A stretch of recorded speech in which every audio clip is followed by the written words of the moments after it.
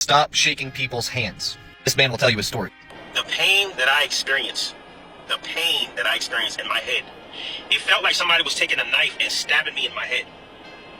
It felt like somebody was taking a knife or a nail and a hammer and stabbing me literally in my head. And I'm sitting there and I'm like, what is going on? Like, why am I feeling like this? This is crazy. Like, this is worse than any migraine. This is worse than any pain that you will ever feel. This pain is like the worst pain in the absolute world. Like, I've never went to the hospital for anything.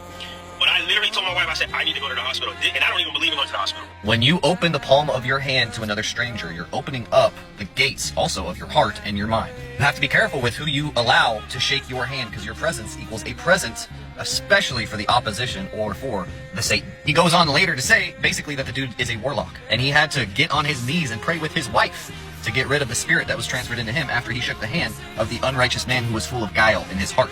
You can't trust people who don't listen to the truth. Or people who worship Satan, you can't trust them. So as an example, I saw some great young Mormon boys the other day while I was playing basketball. They did the, hey, let me shake your hand. I was like, guard my heart, listen to what the Proverbs say. Dab me up, brother, I'm still your neighbor. But I was testing them out. Spoke with them for about an hour. We didn't even have one disagreement.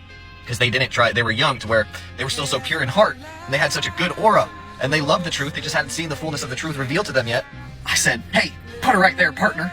You earned my trust and my validation. Welcome to my home. Because they proved themselves to me, to the Most High as well. You can't just trust any of these cats on the street.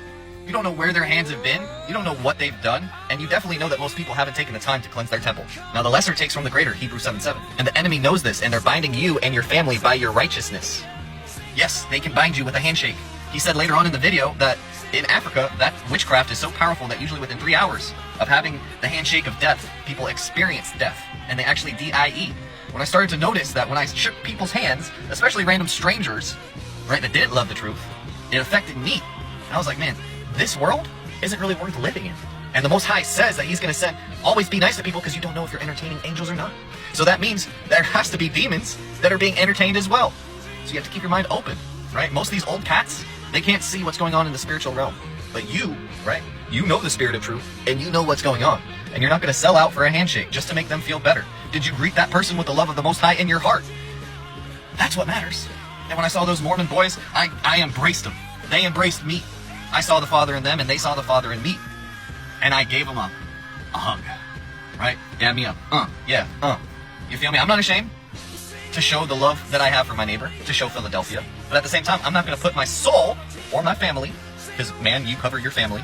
Women, be very careful with who you allow to touch you, who you allow your children, who you allow to be around your children. This is a serious game here. You see everything that's going on. So anyways, that's it. I hope it helped, and be careful with who you surround yourself with.